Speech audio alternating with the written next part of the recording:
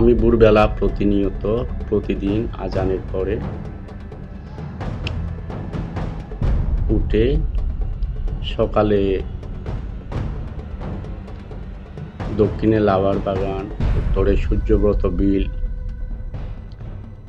এবং আশপাশে হাঁটাহাঁটি করি।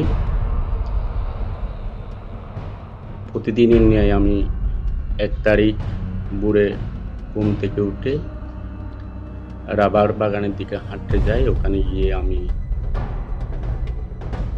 বাড়ির দিকে রওনা হওয়ার পরে আমার বাড়ির পাশাপাশি দক্ষিণে মসজিদের পাশে যখন আসি, একটা সিএনজি উত্তর দিক থেকে এসে একটা রুমাল বাইর করে হঠাৎ আমার নাকের মধ্যে লাগিয়ে দিয়ে আমাকে জোরপূর্বক গাড়িতে উঠিয়ে নেয়।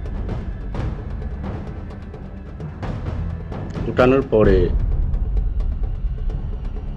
কি হয়েছে, কোথায় নিয়েছে সেটা আমি বলতে পারি না। যখন আমার সেন্স এসেছে তখন আমি দেখলাম একটা ঝড়জীর্ণ ফাঁকা ঘর, অন্ধকার, ওখানে আমাকে রাখা হয়।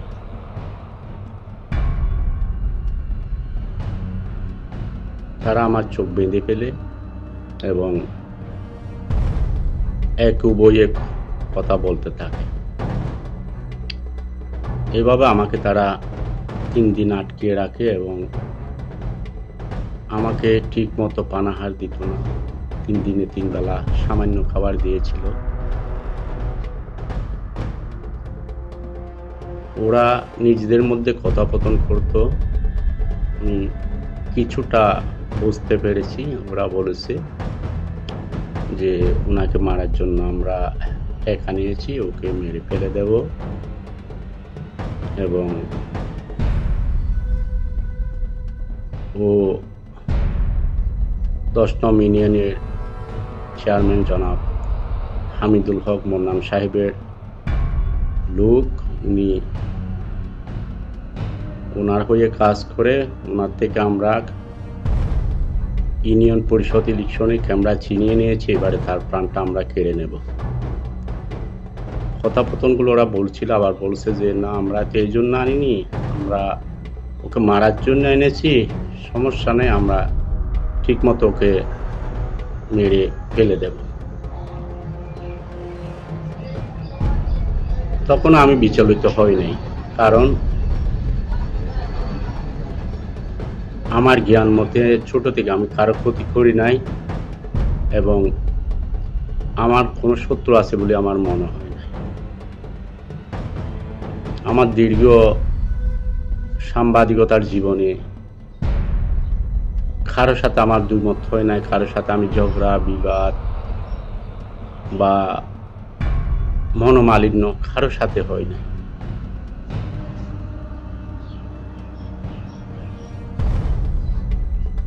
জিনিসটা আমি বুঝতে পারছি না কেন এমনটাই হলো। আমাকে নেওয়ার পর ওরা আমাকে মারলো না, খানা পিনায় আমাকে টর্চারিং করছে, ঠিক আছে, দেয় না ঠিক মতো। আবার একজন লোক ছিল যিনি আমাকে খানা পিনা দিত, ওনাকে আমি দেখেছি।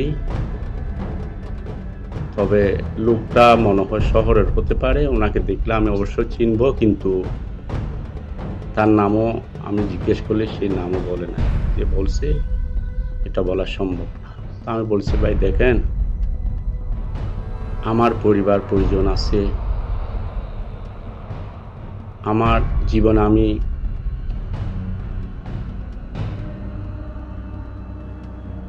কোনোদিন একদিনের জন্য বাইরে থাকি না। আপনারা আমার উপরে অত্যাচার করেন না, আমাকে ছেড়ে দেন, আল্লাহ আপনাদের সহায় হবে। তো হঠাৎ করে গতকাল যে লোকটা আমাকে খানা দিত, উনি আমাকে বলছে যে আপনাকে আমি একটা কথা বলি, একটা সুযোগ দিই, ওরা আপনাকে মারার প্ল্যান করছে। তবে আবার বলছে ওকে মারলে আমরা হজম করতে পারবো না, সমস্যা হয়ে যাবে, এখন ছাড়তেও পারছি না, মারতেও পারছি না। তো আপনাকে আমি এটাই হেল্প করি, আপনাকে আমি নিয়ে ছেড়ে দেবো, আপনি সাথে সাথে গাড়ির পিঠে সোজা আপনি বাড়িতে চলে যাবেন, নয়তো আমার সমস্যা হতে পারে, নয়তো যিনি আমাকে ছেড়ে দিয়েছে তার সমস্যা হতে পারে। তখন আমি বললাম, ঠিক আছে, এটা তো আল্লাহর পক্ষ থেকে একটা সাহায্য, আপনি যেটাই বলবেন আমি সেটাই করব। আমাকে এনে আমার চোখ কাপড় দিয়ে বন্ধ করলো, একটা সিএনজিতে করে প্রায় অনেকক্ষণ পরে আমাকে এনে আমার যখন চোখ খুলে দিল,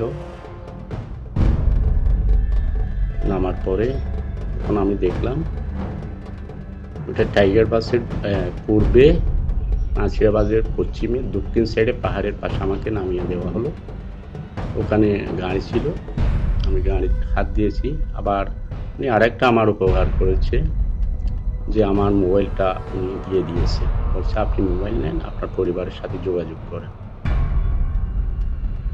তখন আমি খুব খুশি হলাম। আমি বলছি, ভাই এই মোবাইলটা আপনি আমাকে দিলেন কেন, এটা তো রেখে দিতে পারতেন। সে বলল, মোবাইলে নাকি লোকেশন বাতায়, মোবাইলে নাকি মানে ওদের গন্তব্যে পৌঁছাবে যারা আমাকে নিয়ে গিয়েছিল, সেজন্য এটা ওরা কথা বলছিল, সেজন্য আমি দিয়ে দিচ্ছি। যেহেতু ওদের সাথে আমিও তো ছিলাম, আমিও বাঁচতে পারি।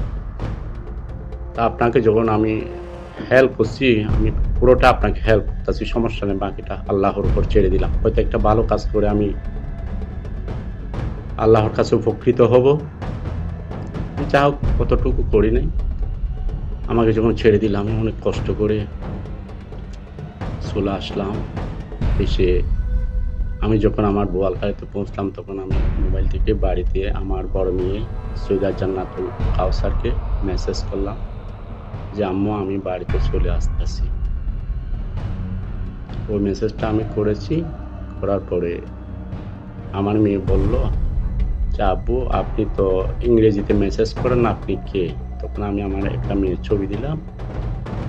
আর কিছু করার মতো শক্তি, সাহস আমার মধ্যে ছিল না, তবে আমার মধ্যে অটল বিশ্বাস ছিল যে আমি কারো ক্ষতি করি নাই, আমার ক্ষতি কেউ করতে পারবে না। আর হয়াত মাওত হচ্ছে মহান আল্লাহর কাছে, ওটার উপর আমি অটল ছিলাম। আমি 1 মিনিটের জন্য সাহস হারাইনি। হারার কত না, জন্ম যখন হয়েছে মৃত্যু হবে, তবে আমাকে অশুভ শক্তি গ্রাস করবে সেরকম চেতনা আমার মধ্যে জাগ্রত ছিল। এখন আমার কথা হচ্ছে, ওরা আমার বাড়ি এখান থেকে আমাকে উঠিয়ে নিল, অনেক কষ্ট করে আমাকে 3 দিন বন্দি করে রাখলো। আবার আমাকে ওই লোকটাকে আমি আন্তরিকতা করলাম, সে আমাকে মহানুভবতা দেখিয়ে আবার আমাকে ছেড়ে দিল। মানে জিনিসটা আমার কেমন যেন মনে হচ্ছে, আমাকে নিল আবার আমাকে ছেড়েও দিল, মানে সেটা অন্যরকম। যাই হোক, এটা আল্লাহর পক্ষ থেকে একটা হয়তো উসিলা, হয়তো আমার ভাগ্যে লিখেছিল, সেজন্য আমি বিচলিত হচ্ছি না। যারা আমাকে নেওয়ার পরে যারা মিডিয়াতে আমার ছবি সহ আমাকে পাওয়ার জন্য কষ্ট করেছে, ত্যাগ স্বীকার, আমার বন্ধু, আমার সহকর্মী, আরও সাংবাদিক আছে, আমার মেয়ের বান্ধবী,